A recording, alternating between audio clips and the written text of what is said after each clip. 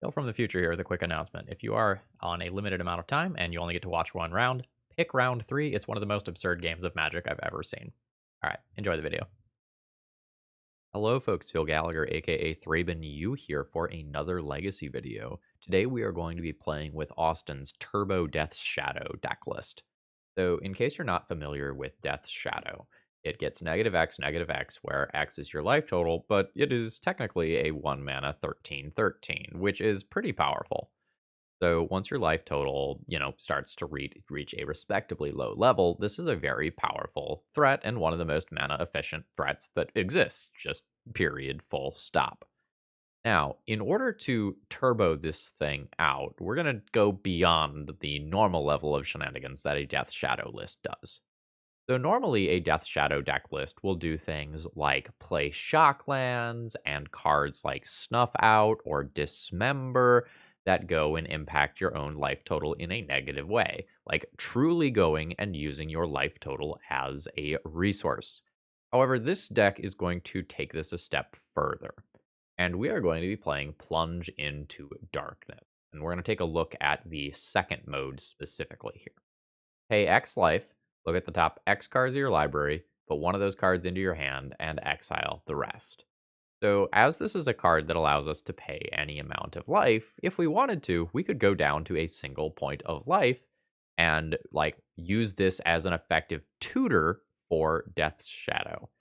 And if only there were a card that would let us play Plunge into Darkness into Death's Shadow on turn 1. If only that existed. Oh, wait. Hold on. It does. Now, in addition to this, we're going to try to cheese some wins via discard.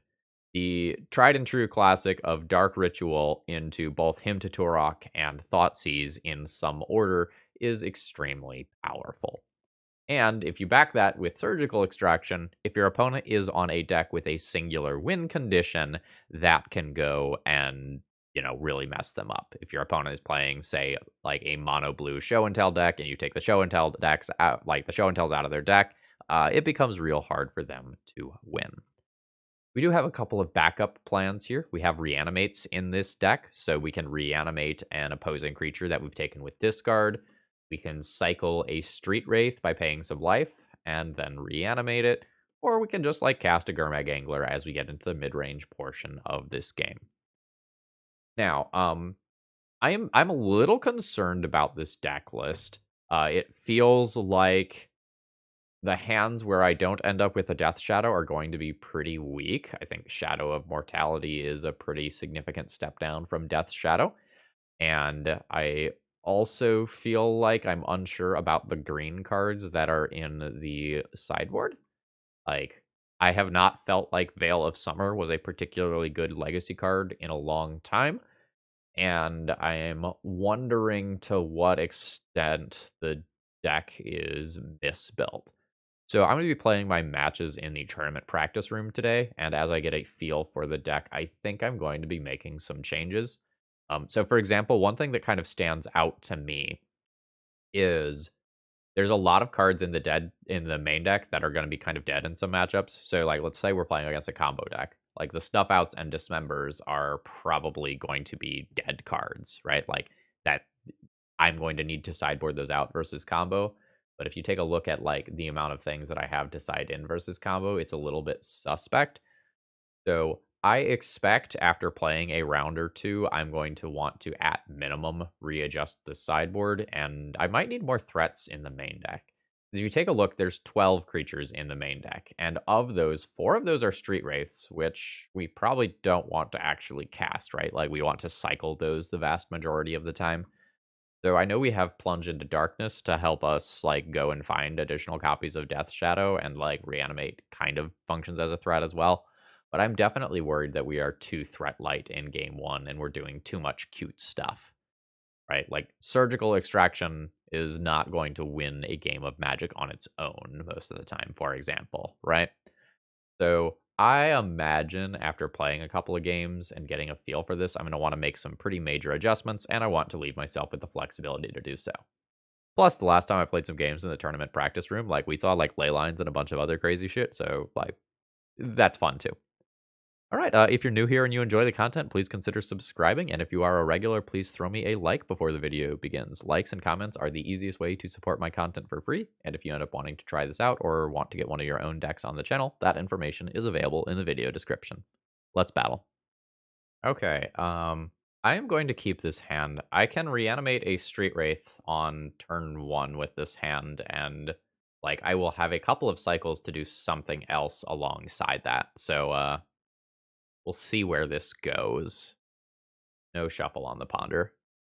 All right, we're going to Street Wraith Town apparently.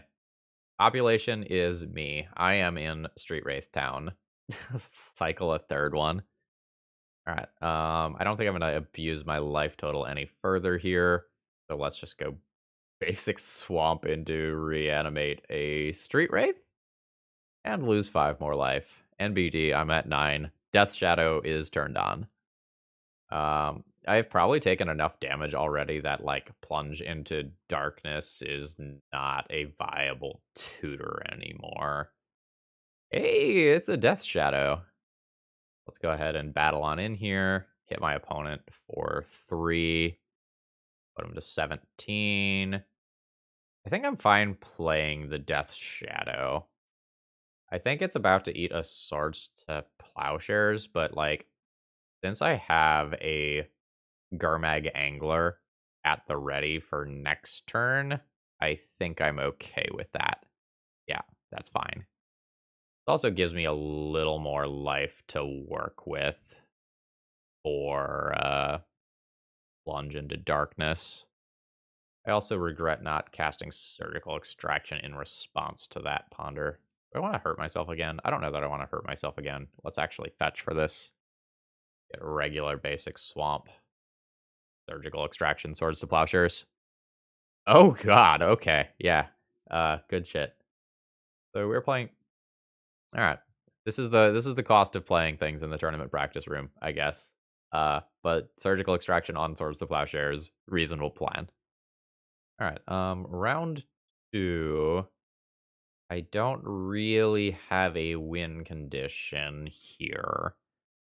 I have Thoughtseize into Hymn to Torok with a cycle plus another draw for my next turn to set things up. I have a Gurmag Angler and, like, another piece of interaction if my opponent's playing creatures. I think this one is probably borderline. Technically should have cast Street Wraith to see if my first card was Dark Ritual. It was a mistake on my end. So we were playing against blue-white control deck of some kind. I'm just going to take the Supreme Verdict here. And seeing as I've already kind of fucked up my Street Wraith opportunity to do something cool, I'm just going to pass the turn here.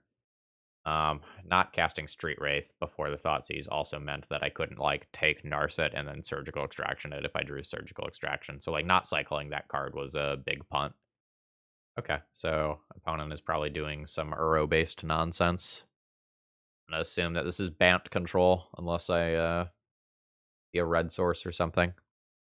Alright. So my play wouldn't have changed last turn. Let's cycle this. Dark Ritual.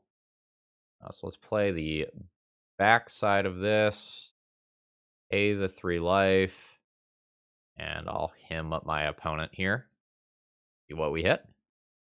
Ooh, opponent drew a Force of Will. I presume this is going to pitch one of the 2 Narsets. It is. We'll call that a turn. 3, 4, 5, 6, 7. I can Dark Ritual into Gurmag Angler next turn pretty easily. And the question is just going to be kind of like, how deep do I go? On opting not to cast their Brainstorm immediately. That's a Surgical Extraction, which I think I will just use on my opponent's Swords to Plowshares when I eventually see that. Let's cast a Dark Ritual. All right, I've got 4 cards in graveyard. Do I want to shock myself to lower my own life total? Sure. Maybe not. Yeah, maybe not. Actually. Go 4, 5, 6, 7, and leave up 1 to hardcast a Surgical Extraction if I need to. This is going to force the Brainstorm. My Gurmag Angler has resolved. I'm going to go ahead and play that. Tapped, and I'll call it a turn. All right, there's the Misty. We'll see if we hit the end of turn Swords to Plowshares. We do not. Now my opponent can play a Narset this turn, get a card out of that, and then waste one of my attack steps, which probably will be pretty good for them. Teferi would also be kind of annoying. Okay, so here's the fetch. All right, there's the Narset. And we'll see what my opponent finds. There's a Source of Plowshares, so I'm looking forward to surgically extracting that card. I wouldn't mind drawing a Thoughtseize here to just, like, keep my Gurmag Angler. Shadow of Mortality. That currently costs approximately 1 billion mana.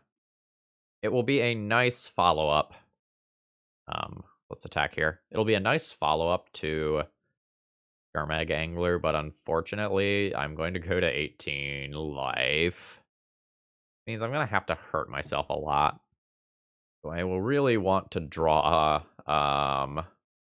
what is it called? The 2-mana tutor card. I want to draw that and a Infinity Life. Ooh, Icefang Coatl. That is something that I can snuff out.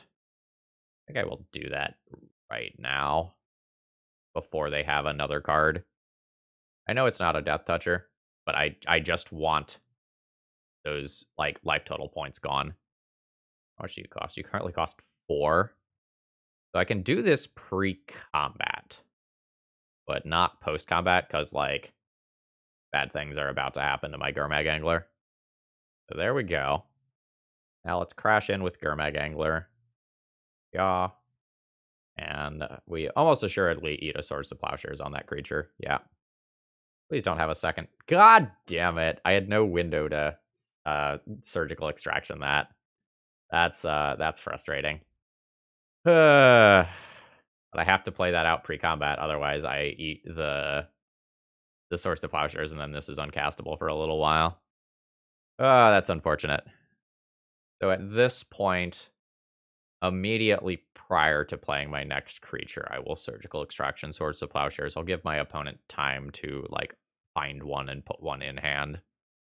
Reanimate. I could reanimate Icefang Coatl to just draw a card. Almost all of my opponent's removal is going to be exile-based with, like, Swords of Plowshares and such. Sure. This is a little awkward in that, like, a Teferi would be very good against this. But, like, we're reaching the point of the game where my opponent will be very favored. So I am okay with this. Not gonna just Surgical Swords to Plowshares right now. I don't care if this thing eats a Swords to Plowshares. Alright, looks like my opponent's not gonna do anything. I think I will end of turn shock myself with an Overgrown Tomb. Alright. There's a Death Shadow. We're not quite there yet. It will be good soon. Let's just take my little love tap here, call it good. And just kind of looking for something to lower my life total a bit. My opponent's not really going to do that for me. Life from the Loam. Yeah, that happens. I don't know that I even want to Surgical Extract that. Like, opponent just made a couple of land drops. I think that's fine. Dark Ritual, not really what I'm looking for here. Let's just continue to poke. This is going to be a very slow-paced game. My opponent can force me to gain life. And this is kind of where I'm feeling being threat light. Especially since some of my threats are situational and require a little bit of work. Opponent just has so many cards here. Alright, Verdant Catacombs means that I can shock down to 13. I could Surgical to turn on Death Shadow. I guess let's start with the Love Tap. Ooh, it is an Endurance. Sure. Are you going to target yourself or me with this? Yeah. They're targeting themselves, so at this point, let's pay life and go ahead and Surgical Swords to Plowshares. Force of Negation. Unfortunate. But I guess that's happening. So I'm going to go ahead and lose this Icefang Coatl in combat. I might let my opponent hit me with his Endurance once before playing the Death Shadow. Otherwise, my Death Shadow is just, like, very small for right now. I don't really like my chances in this game. Yeah. Because, like, the Teferi Time Raveler sorts of cards are just going to be very good against a singular Death Shadow. Oh, wow. Very surprised the opponent just cashed that in immediately. That may not bode well for me. That may just be like opponent feels very safe because the rest of their hand is good. All right. Let's do the thing. Shock myself, go to 8, play a relatively large Death Shadow. Like, it's a 5/5. It now outpaces Endurance in combat. I can reanimate it if things get a little wild. I can also reanimate just to lower my life total by 2 and turn Death Shadow into a 2-turn clock. So, like, that is a thing as well. I may need to swing on to Fairy, though. Alright, there is an Uro, which is also a thing that I can technically reanimate, but, maybe not the best reanimation target. Okay, nope, they're gonna do the Caracas trick to return it to their hand and just treat that as a recursive life gain. That's not great for me. Alright, it is another Overgrown Tomb. I'm gonna swing on to Fairy and see what happens. It's possible I'm supposed to shock to play around double Endurance, but my opponent is also going to have the opportunity to, like, directly pressure my life total by just attacking me back with Endurance in a way that is not great for me. And I can just reanimate the Death Shadow if my opponent does double Endurance. I guess that's okay. I should have played the Overgrown Tomb. But, like, every 2-mana black tutor card that I draw, every card like that that I draw really requires me to have some actual points of life. So I'll take out one of these and then go ahead and reanimate my Death Shadow. I think if this gets countered, I'm at the point where I'm ready to concede the game. Yeah. Like, now opponent ticks to Fairy up, has a threat in play, has Uro as a recursive card advantage engine. I think at this point, another Death Shadow or equivalent doesn't beat my opponent. I'm going to throw in the towel. So, what is my game plan here?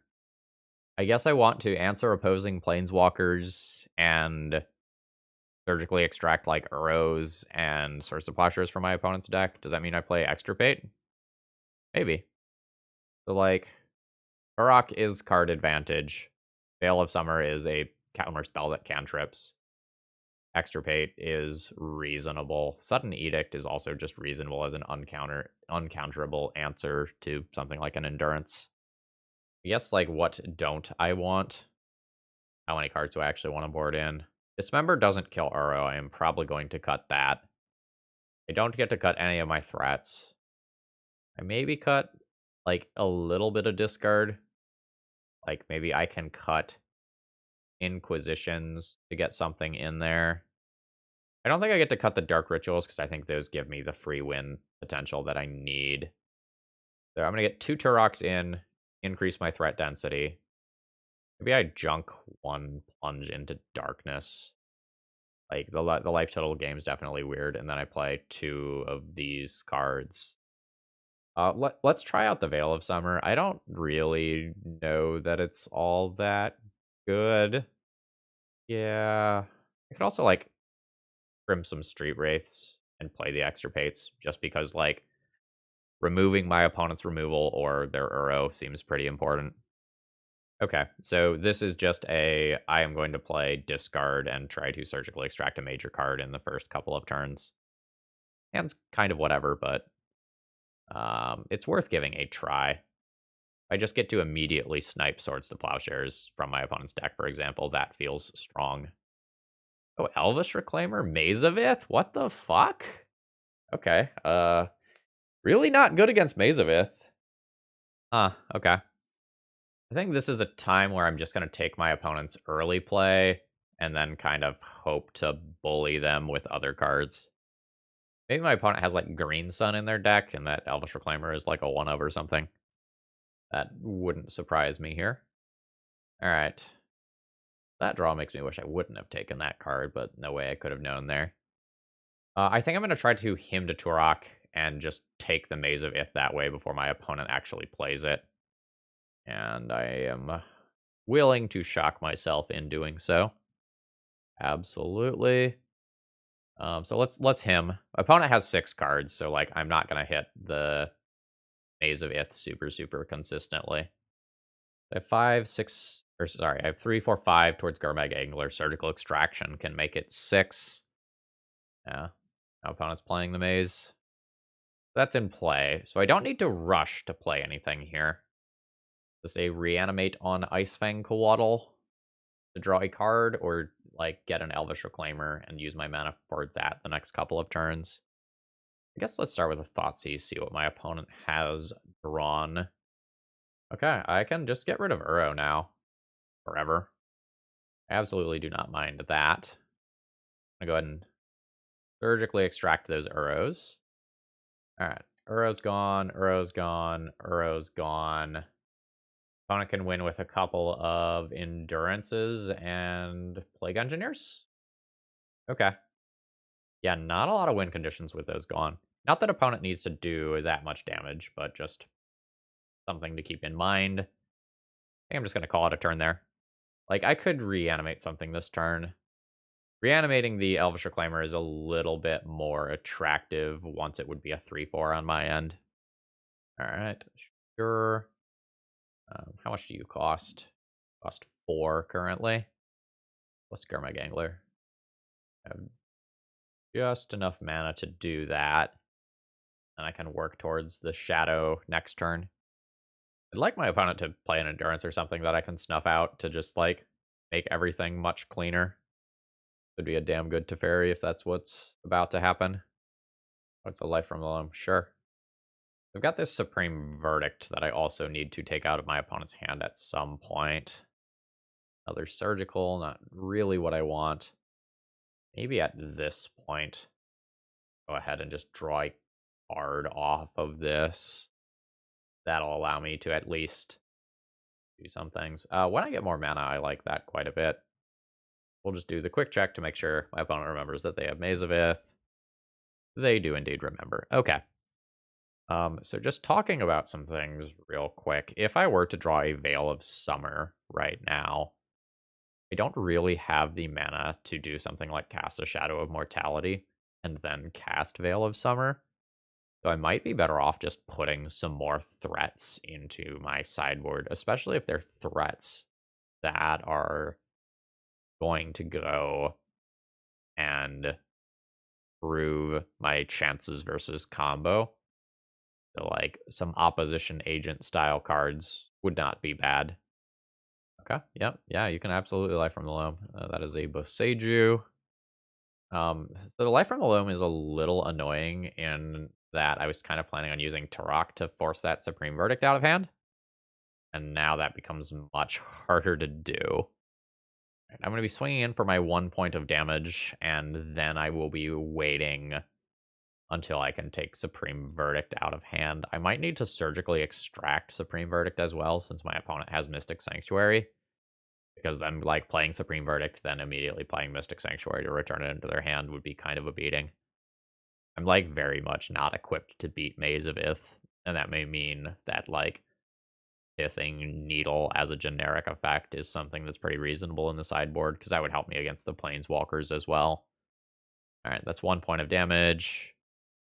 I think I just play... I could probably play this untapped. Like, there's a lot of worlds where I end up gaining a bunch of life off a Gurmag Angler, being swordsed at some point. Although playing this untapped means that I can't free Snuff Out, so maybe that was a mistake. Okay. Yeah, opponent not needing to pull the trigger on Supreme Verdict yet. Plunge into Darkness. Not great right now. Sacrifice my creatures if I wanted to get real weird. I don't think I want to get that weird. And I am just so bad versus Maze of Ith. This is like absolutely a like try to get there with a singular threat deck. All right. What is the follow-up to that? An Icefang Coatl that will have Death Touch. Yeah, this is the... Yeah, I fucked up in playing this untapped. I think I need to entwine this. So I'll sacrifice my Icefang Coatl. Use that to gain 3 life and draw a card. Just one. I think just one here. Pick up a Thoughtseize. And then I will attempt to snuff out Ice Fang Coatl. Alright. So I did not lose my Gurmag Angler, but my position is awful. Like, I can't free cast my Surgical Extraction anymore. Which becomes very relevant with the whole Supreme Verdict Mystic Sanctuary line that I talked about a minute ago. Also means that I just can't naturally cast this Thoughtcast, which I guess is a different problem. Yeah, I don't know that I can really just beat Mazavith. Like, I've made it incredibly difficult for my opponent to win, but, like, having to play around both Mazavith and Supreme Verdict here is just, like, so fucking tough. Yeah, you can loam. That loam is making it so that I can't just, like, kick Turok and go, like, aha! Like, I can play a second threat, but as soon as I play a second threat, like, the Supreme Verdict happens at least once. Alright, guess I just play this tapped. Call it a turn. Also, I guess at some point my opponent could just, like, play an Ice Fang Coatl and attack me in the air twice. That's gonna beat me. Opponent is dredging the hell out of that loam. Wow, they're playing Surgical Extraction. Not sure what exactly they want to surgically extract. I guess, like, I showed them Reanimate. Raven's Crime? I think I am going to concede to that card. So my opponent can just, like, cast that a billion times, and then I can't just build towards a situation that allows me to beat Supreme Verdict Mystic Sanctuary. Like, I don't think I can possibly beat this, which is really dumb to say, but I think this is the end for me. Yeah, this is very bad. And I need a priority pass in order to be able to surgically extract that, so that, like, no, it's not happening from here. It's not happening from here. GG's. All right. Before we get started with the next round here, I made a couple of small changes. I added one Shadow of Mortality and one Gurmag Angler to the main deck, trimming a Surgical Extraction and something else. And then I added a couple of opposition agents to the sideboard, as it's another threat that I can board in, as well as something that's decent versus combo. All right, what am I looking at here? Dark Ritual, Plunge into Darkness, Death Shadow? Yeah, okay, sure. Let's see how that goes. Arid Mesa, are we playing against Burn? We're playing against Burn. Or we're playing against Goblins. Okay. That's just a Death Shadow naturally, too. Okay. There's gonna be some stuff happening here. Oh, I have to get my swamp first. So let's go ahead and fetch. Jock. Yes. Enough out for 4 life. Let's go Dark Ritual. Plunge into Darkness. I don't know how deep to go. It's like my opponent can just go wide of what I'm doing. Maybe go down to like 5. Yeah, let's maybe go down to like 5. Oh, I hit another Dark Ritual. That's actually kind of interesting. Take the other Dark Ritual. I'll go Dark Ritual, play a Death Shadow, and a Shadow. Holy shit, what a turn 1. I'm gonna take a picture of that one. What an insane turn 1. This is what we wanted to do. uh that's the combo. Let's yeah, let's just casually swing for 15. Should be pretty decent. My opponent can play some chump blockers, and I guess it's got to be like Mog War Marshal though, right? Like they need to produce 2 bodies or they die. Oh, whatever this is, it's spicy. Okay, that is multiple bodies, right? That keeps them alive. Ancient Tomb going to 1. I would have killed my opponent if I paid 1 more life. Interesting. All right. So I'll crash in. This buys a little time. This is actually kind of scary, right? Like I can die to Sling Gang Lieutenant activations. It does not take a lot here. Uh, yeah, I need to play this ancient tomb, or sorry, this overgrown tomb tapped, or I might die. Like, my creatures are large, but, yeah, so no. The opponent if opponent can put another goblin into play, they are going to kill me, right? Like, they attack for 1, I go to 2 life, and then, like, they play a goblin, sacrifice that goblin and Sling Gang, and I die. Oh, no!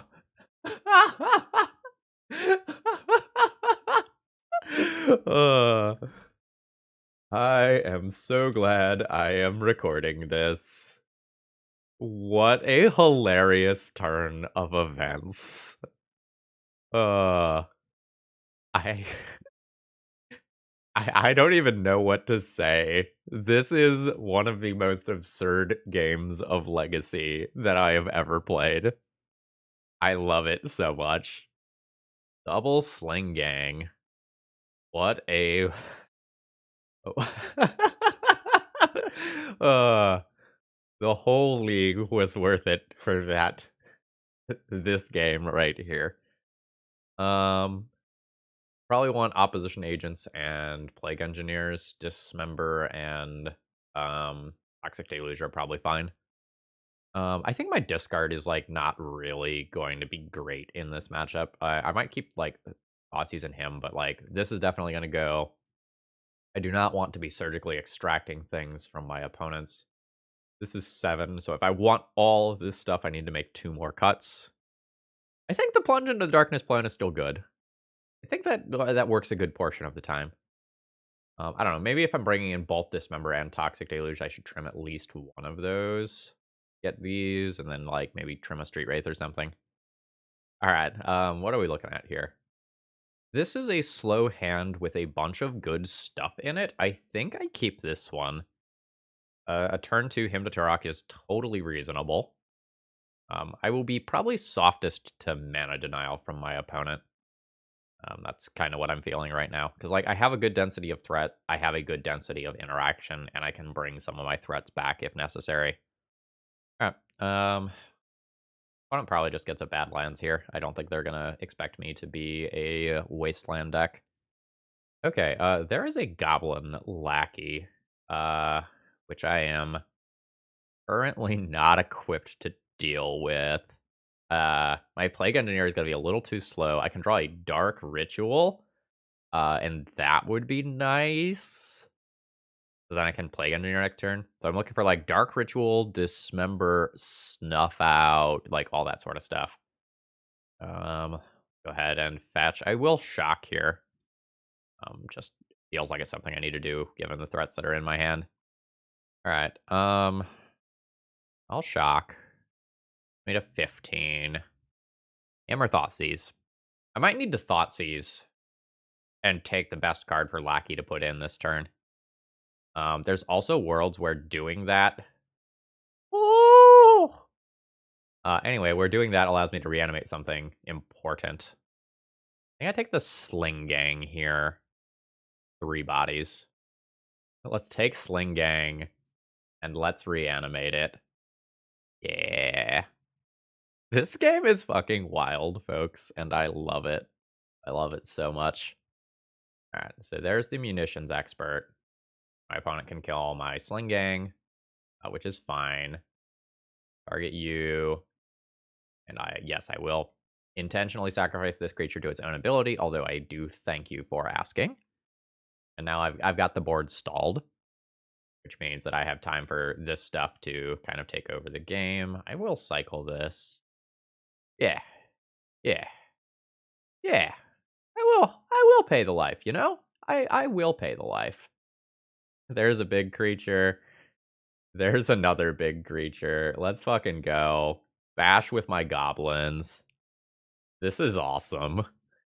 Opponent has an uphill battle now. Because I can just, like... Ooh, I can really just, like, play Plague Engineer if my opponent doesn't port me. Like, they are porting me. So lucky. Let's go Plague Engineer, put it on Goblin. Opponent is just like, eek. Yeah. Yeah. Good stuff. Alright. I think I'm going to keep my sideboarding as is. There's a world where I can consider Abrupt Decay to be better against Goblin Lackey. I think I'm okay with this. Okay. I have a turn 1 Thoughtseize to disrupt my opponent, and do a turn 2 reanimate their creature? Is this good enough? It might be good enough. How much damage am I going to do to myself? 3, 4, 5, 6 initial damage plus however much reanimate does. Okay. No turn 1 Goblin Lackey, which is really good for me. Dark Ritual. I don't know whether or not I want to cast Dark Ritual yet. So I think I'm just going to err on the side of not. I'll just pay the 3 life and Thoughtseize. There's some worlds where I do want to do this because of, like, Reanimate as a fall. Oh, okay. So I take their Magus of the Moon and reanimate it in a lot of worlds, right? Then that takes them off of black for Sudden Edict. But they're about to, like, if I take Magus, they cast Chalice of the Void. Huh. Man, I wish I would have Dark Ritualed. Take the Chalice here. Bit of a weird situation. So now I probably need to grab a basic Swamp with Polluted Delta. My opponent is going to have Sudden Edict up for this turn cycle. Aha!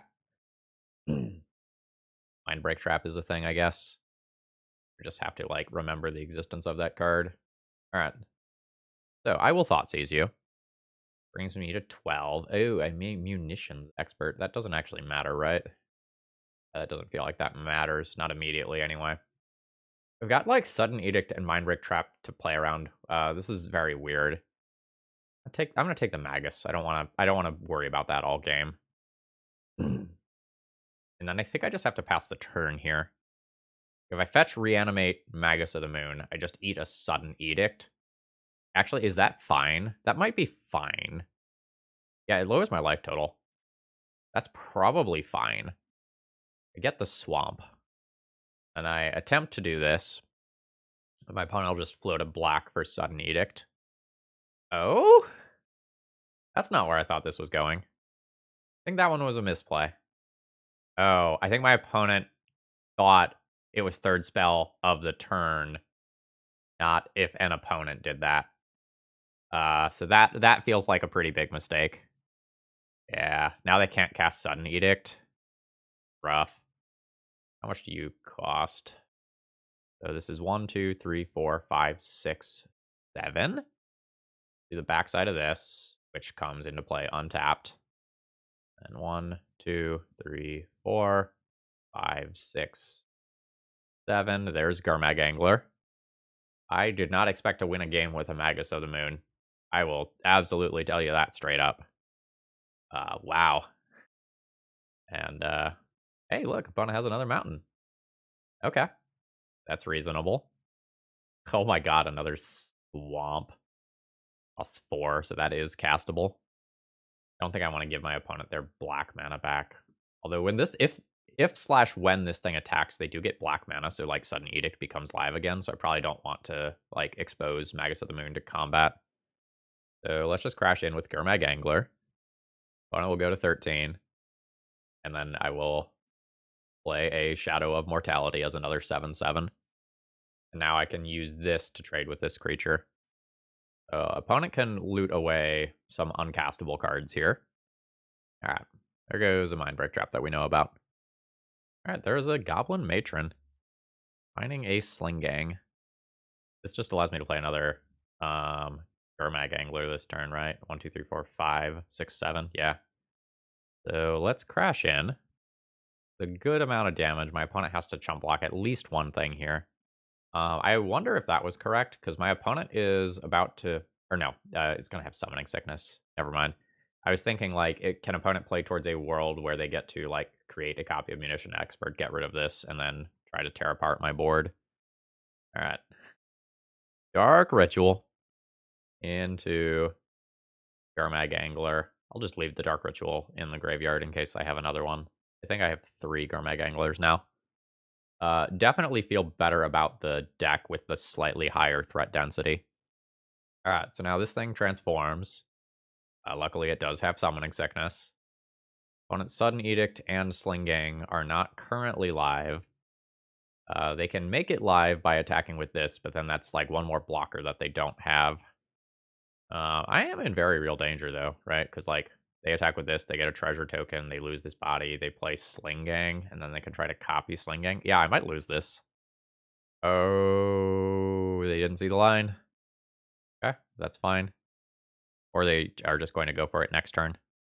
Guess that's a possibility, too. Alright, so there they go. I will go ahead and block and kill this creature in combat. Alright, so I am at 9. A Death Shadow. Okay. Opponent is very awkwardly at 8 life. So if opponent uses their 4 mana and plays Sling Gang, they cannot lethal me with Sling Gang's ability alone. Whether or not they draw a land is very scary. I think I'm going to ship in with all 3 of these and force some blocks here. I think this forces 2 blocks, putting my opponent to 3, which is like a very awkward number for like Magus of the Moon based reasons. I don't force that last bit of damage. This allows me to play a Death Shadow, and now it's on my opponent. All right, they drew a land. That's bad. Very bad. So now they get to play Sling Gang Lieutenant, which creates multiple bodies, and now they can copy it and drain me. Fuck. Yeah, I don't think I can beat that. So I get no damage in this turn. What's the world in which I win? The world in which my opponent messes up, probably. We're shoving. Like, the world in which my opponent like messes up and leaves a Death Shadow unblocked or something is about the only world where I'm going to win. Oh, what the fuck? Uh Yeah, so opponent just gets to block absolutely everything here. And then sack all that out, deal 5 to me. Yeah, up. All the while, this makes them gain life.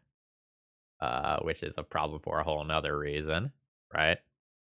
So that puts me to 4, and then they can just like do this again, make a new copy of Sling Gang on their turn, and kill me.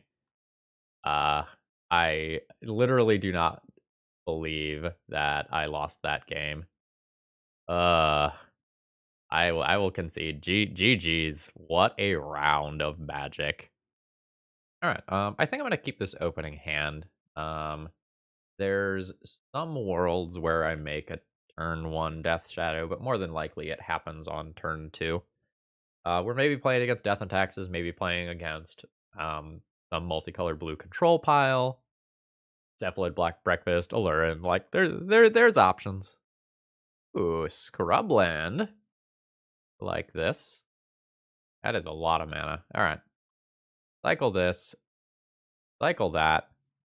Ripped. A3 life.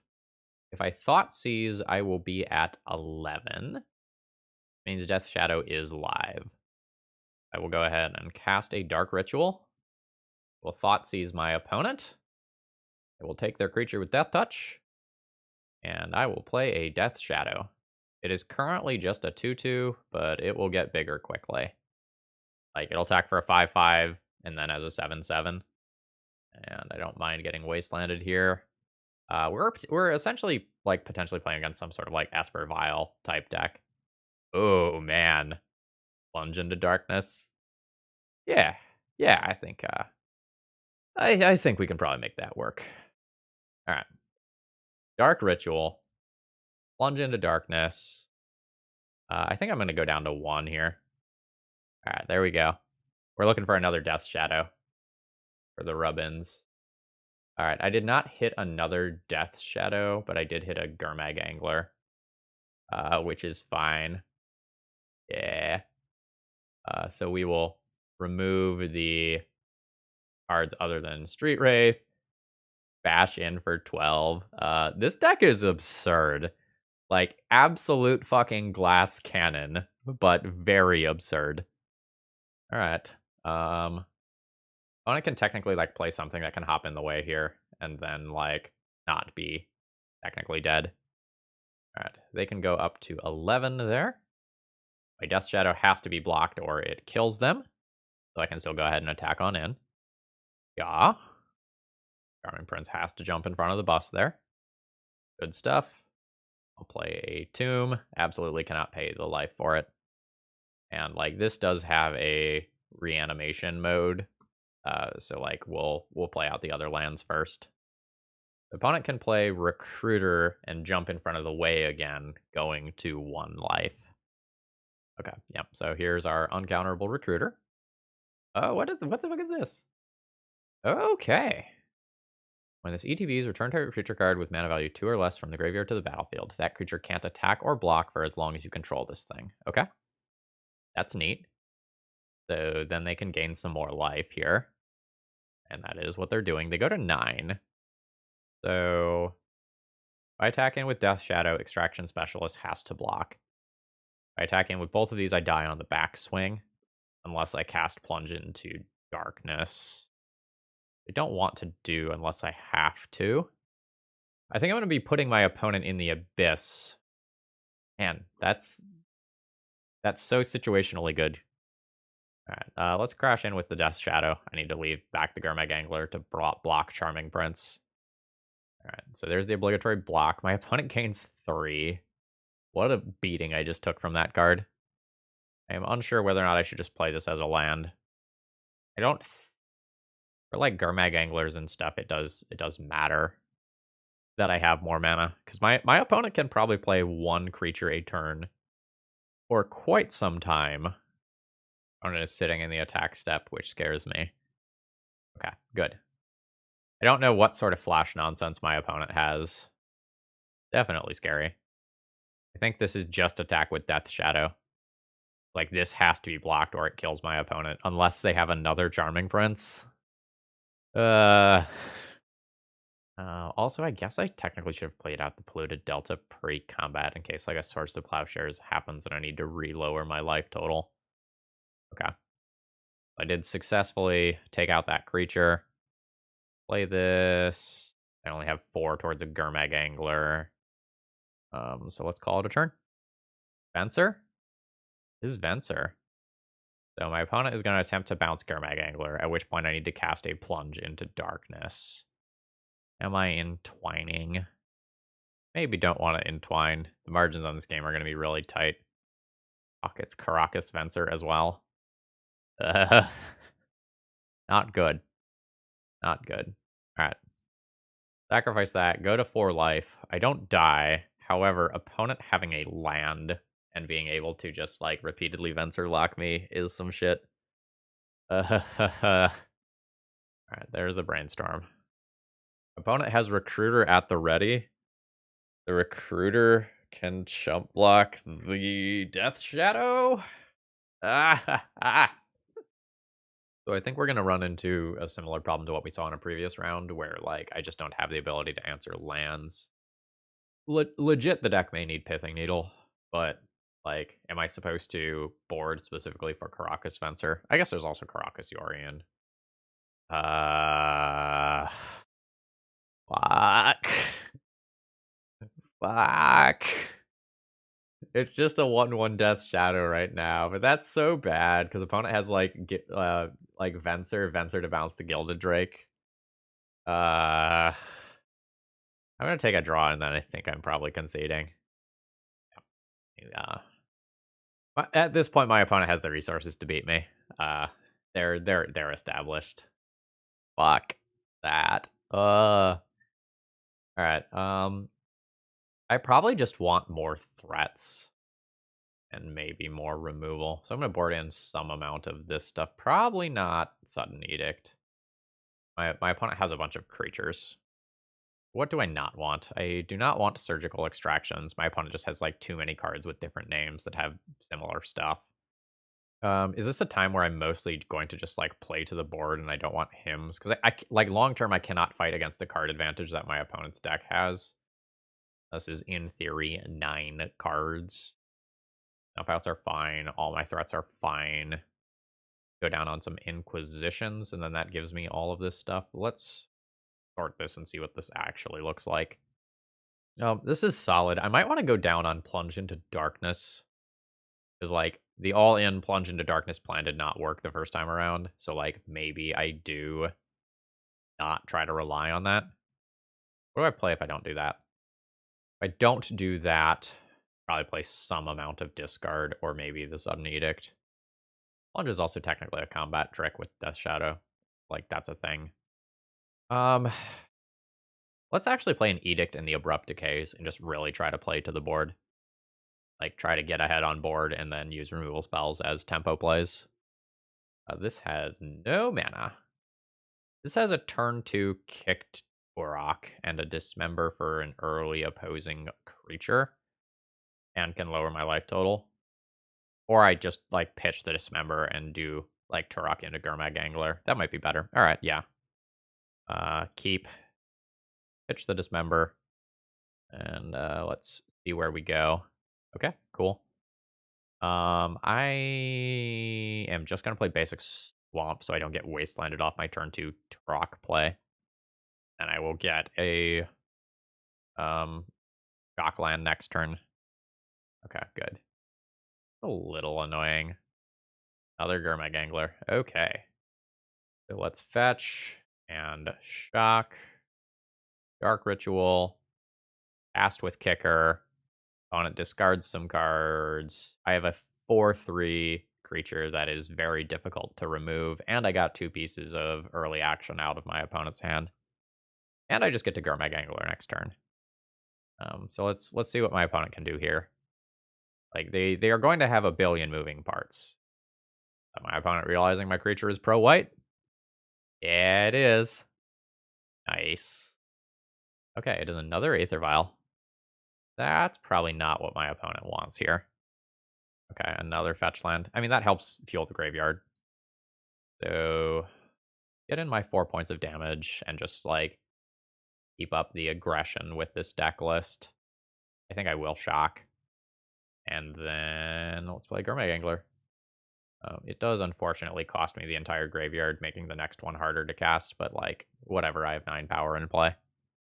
At this point, I probably stop shocking myself. Okay, there's a Swords to Plowshares. Shocks are back on the table.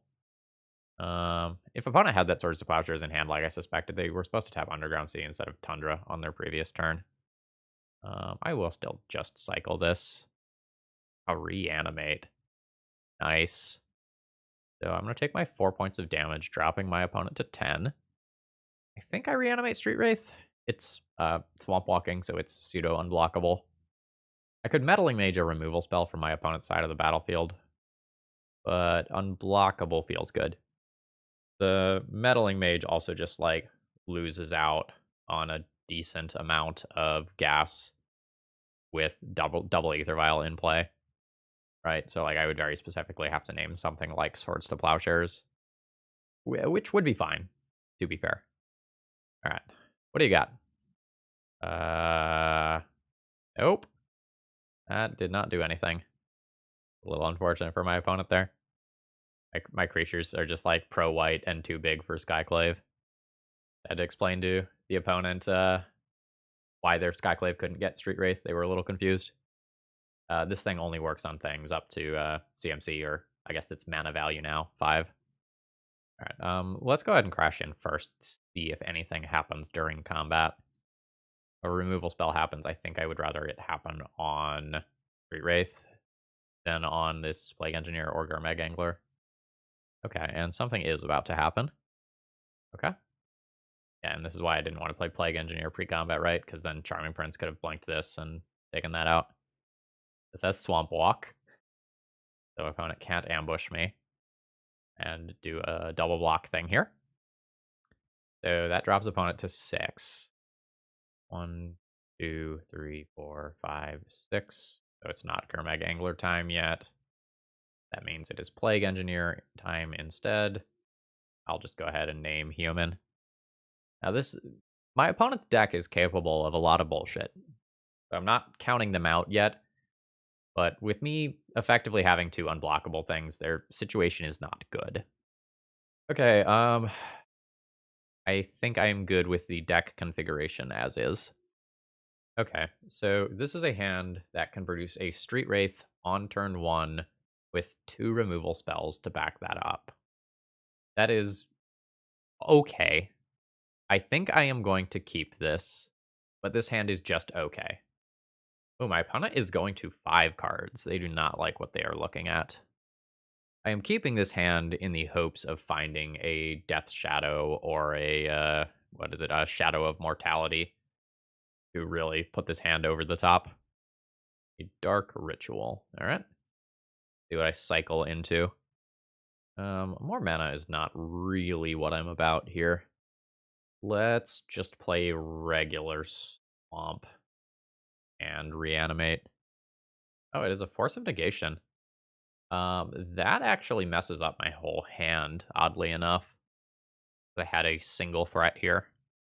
And I was really relying on that to lower my life total as well. So, like, my Death Shadows and such are not actually going to be that great. Then this ETBs, draw a card, enter from your library, or was cast from your library, draw 2. Sure. This is a blue Elvish Visionary for their deck. Okay. So let's Thoughtseize, take their Source of Plowshares. They're left with a land.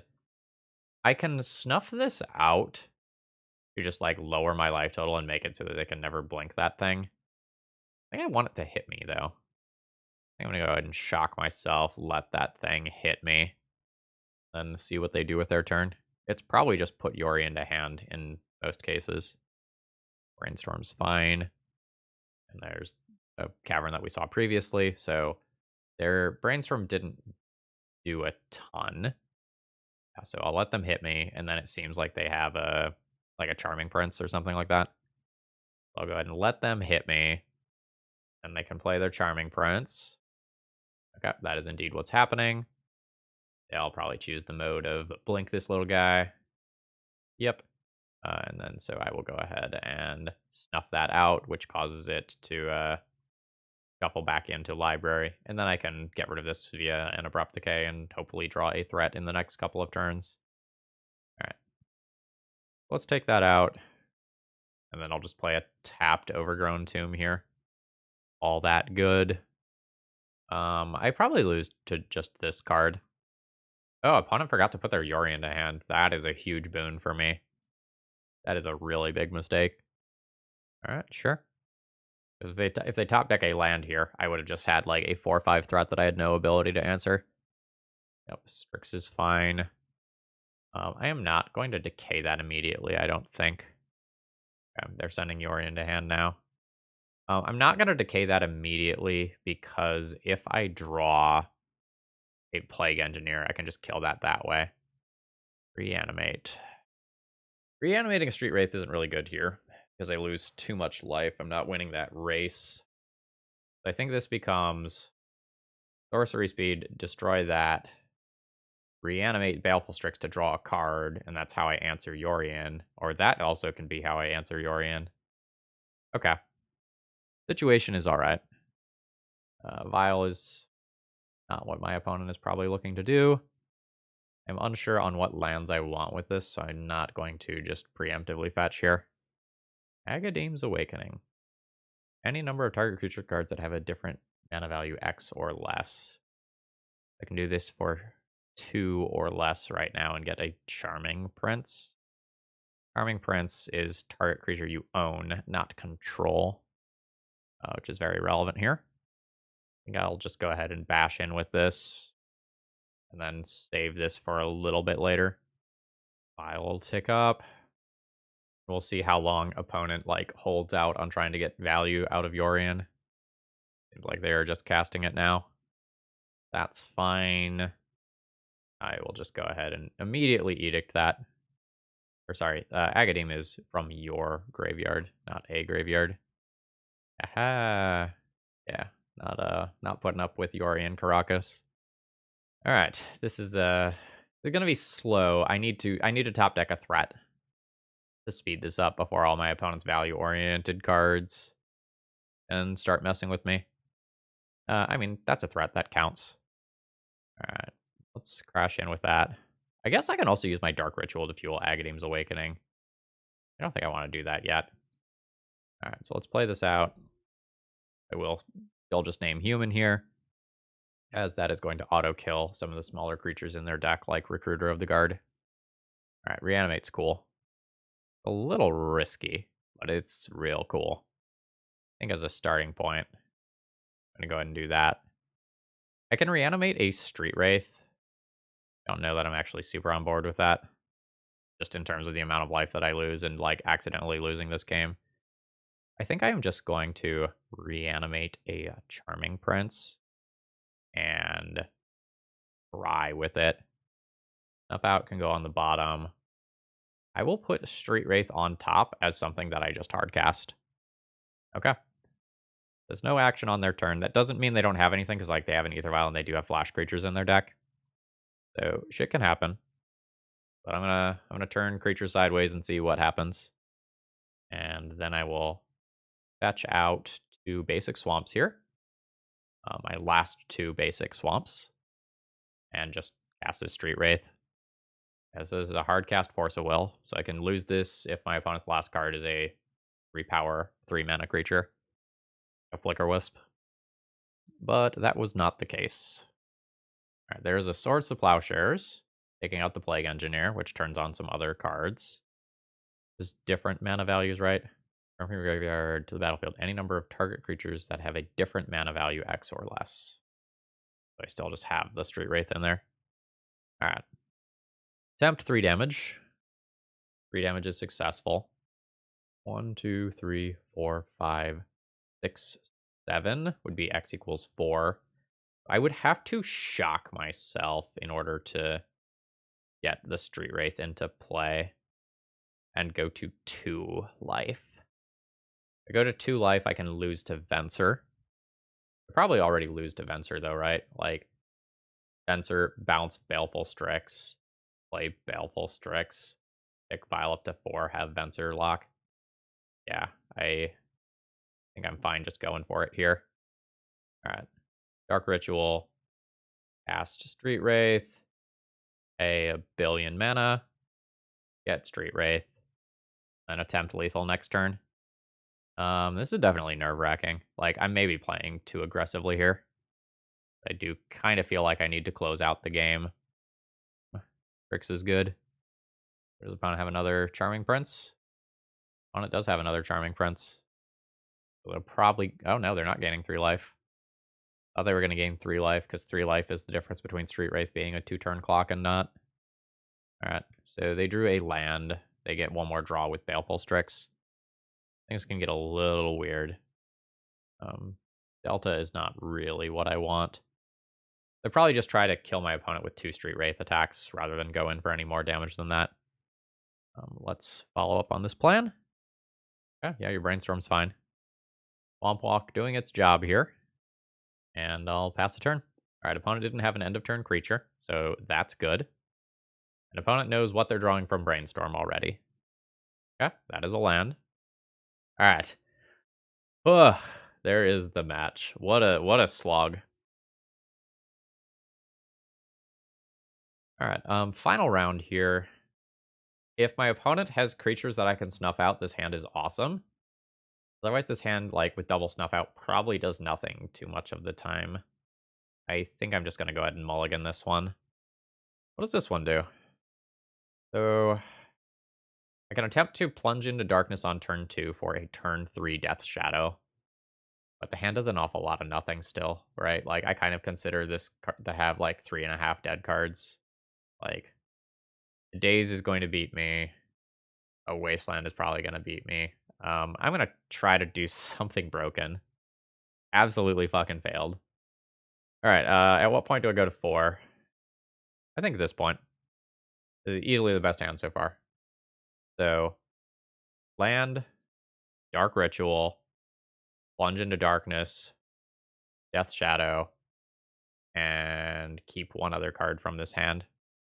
Probably the Shadow. How many cards are going to be in my graveyard? 1, 2, 3 cards in my graveyard. Probably the other Shadow. Alright, I'm good with it. Glass cannon, here we go! I think I just get basic swamp, actually. Can't be wastelanded. Alright. Dark Ritual. I'm gonna go ahead and Plunge. And we're gonna pay a lot of life. I'm not sure exactly how deep to go. I might want to make it so that I can still fetch, so that I can play this Shadow. Let's maybe go to 2. Let's look at 17 cards for a Death Shadow. Tiny window. There's a Death Shadow. Alright, there we go. 11/11 creature on turn 1. Playing Swords to Plowshares. Alright.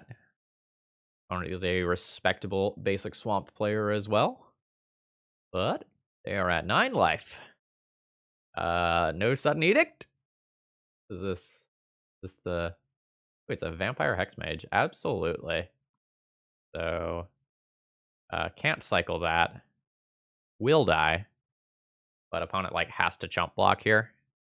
So, I've got that going for me. But this was absolutely a hand where I was just hoping to very quickly kill my opponent. Like, every turn that they are allowed to live is a turn that they can just work towards doing something broken of their own. Excuse me? Excuse me? That's bad. Yeah, I will sacrifice a creature. I need a land to play the Shadow of Mortality, or I die to Gatekeeper of Malakar. Which, honestly, I'm okay with. Cycle Street Wraith.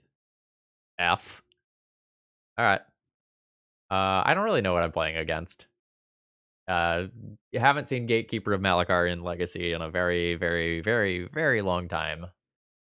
So I don't really know what's up.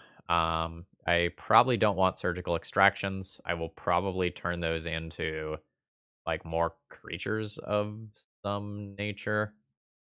Like, I probably want some amount of this stuff. My opponent is probably playing some sort of, like, 2-card Monty-ish deck that has a couple of different combos. Like, there could be, like, Leyline Helm in there, for example.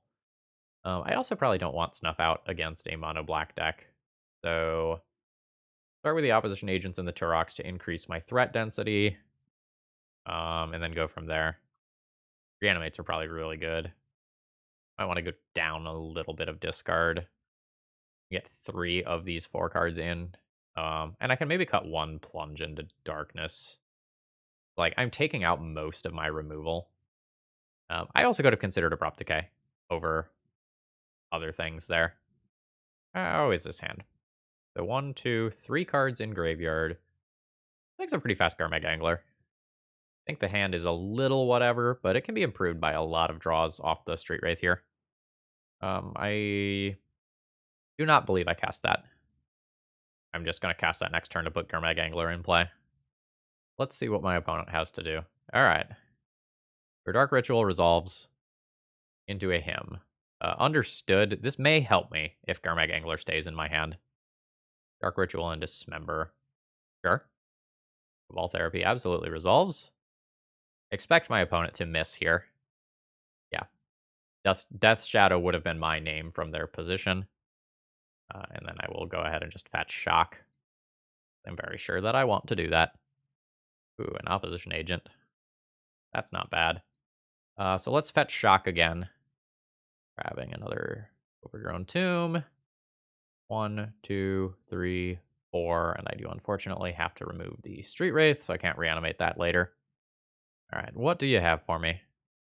Is opponent playing, like, Sudden Edicts and Gatekeepers? More Cabal Therapy. So, do they have, like, Bloodghasts over there? Bloodghasts would be something that would make the Cabal Therapies make sense. Innocent Blood, okay. There's a lot of sacrifice effects. How much do you cost? You cost 1 billion. Let's pay some amount of life here. Maybe like 5. So this would make this castable off of 2 things. 2 mana pips. What do I want of this stuff? The Agadeem's Awakening is not the land I want given my life total. I'll grab a Gurmag Angler and just stay threat dense in case my opponent thought seizes me or Cabal Therapies me. Alright, there is a Vampire Hexmage. My opponent probably needs to Cabal Therapy my Shadow of Mortality out of the way, though. And that is indeed what is happening. Another one. I'm just going to play the card that my opponent knows about, though. So let's Angler. Oh, I can't count. 4 cards in graveyard. Oops, thought I had 5. Alright, I will play a new Shadow of Mortality then. Now, opponent probably has a billion edicts in their deck. So I'm not oh, it's a him. Sure. That's very good. All Thoughtseize you. Vampire Nighthawk and Nighthawk Scavenger. Fuck. Ah. I respect the shit out of this. I love this. So in my graveyard, I have creature and instant. The Nighthawk Scavenger is just better. Yeah, so kind of hoping my opponent does not draw a land. Or that I draw, like, a Dismember. Yeah, if my opponent has, like, Nighthawk Scavengers and Vampire Nighthawks, I abso-fucking-lutely need Abrupt Decays in the deck for the next game. Fuck me. Never was a problem. Was not worried at all. My top decks have been fucking insane. Oh yeah, absolutely lucky on my end. Absolutely lucky. The opponent has to draw something that answers this here or they die. Alright. And now we'll do it again. Abrupt Decays, get in here. I wonder if I need Toxic Deluge just because those lifelinkers are so scary. What's coming out? Thoughtseize is coming out. Just like, I don't want to be top decking Thoughtseizes in the late game. Like, 4 Thoughtseizes out for 4 Abrupt Decays. And the Toxic Deluge. Keep the hymns, because, you know, they're him. Okay, how much damage can I do to myself? 2, 4, 5, 6, 7, putting me to 13 already.